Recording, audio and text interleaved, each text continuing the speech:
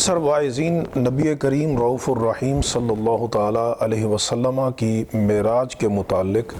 چند ایسی روایات بیان کرتے ہیں کہ جن کا کتب احادیث میں دور دور تک نام و نشان موجود نہیں ہے۔ حالانکہ سرکار دو عالم علیہ السلام کا سفر معراج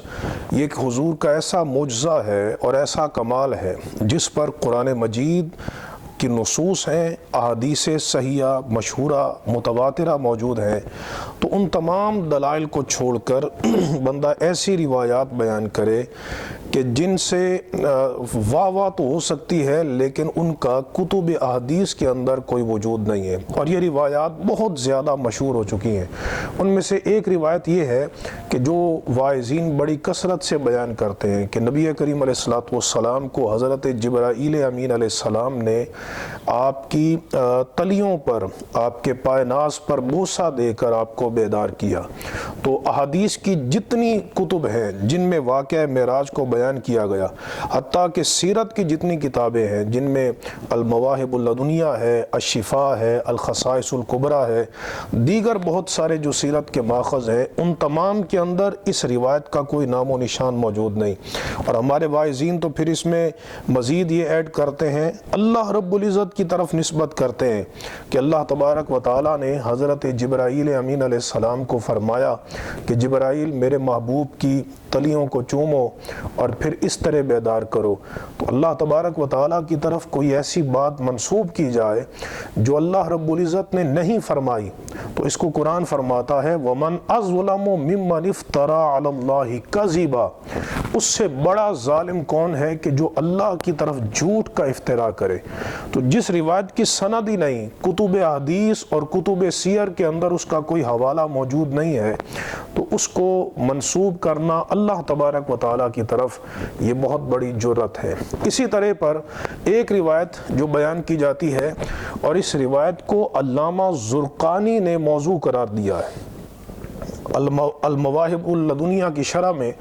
اور اعلیٰ حضرت امام اہل سنت نے بھی اس کو من گھڑت بیان کیا ہے۔ وہ یہ ہے کہ نبی کریم علیہ السلام کی طرف یہ نسبت کرنا کہ آپ اپنے نالین مبارک کے ساتھ عرش معلیٰ پر تشریف لے گئے، اور پھر کچھ لوگ تو اس کی نسبت اللہ تبارک و تعالیٰ کی طرف کرتے ہیں کہ اللہ رب العزت نے فرمایا کہ محبوب تم نالین کے ساتھ چلے آؤ۔ میں نے ایک نقیب کو یہ بات کرتے ہوئے سنا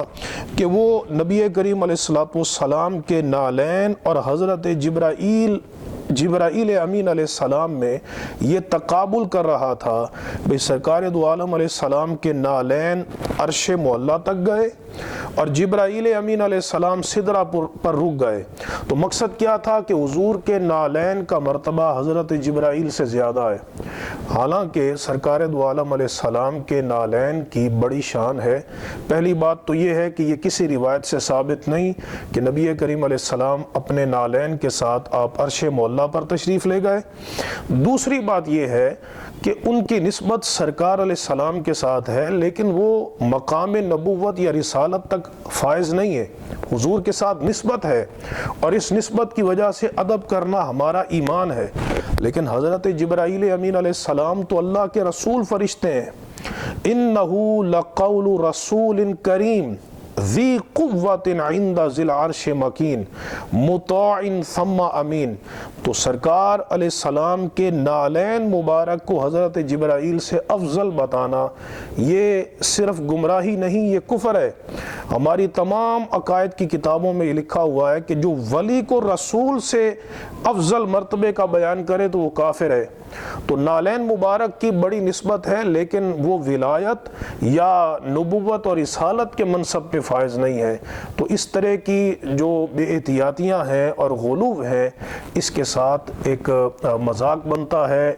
اور معجزہ معراج کی طرف تنقید کی جاتی ہے۔ تو ہمیں چاہیے کہ ہم قرآن و حدیث کے مستند دلائل کے ساتھ نبی کریم رؤوف الرحیم صلی اللہ تعالیٰ علیہ وسلم کے سفر معراج کو بیان کریں۔ اللہ تبارک و تعالی ہمیں حق اور سچ بیان کرنے کی توفیق عطا فرمائے۔ وآخر دعوانا ان الحمد للہ رب العالمین۔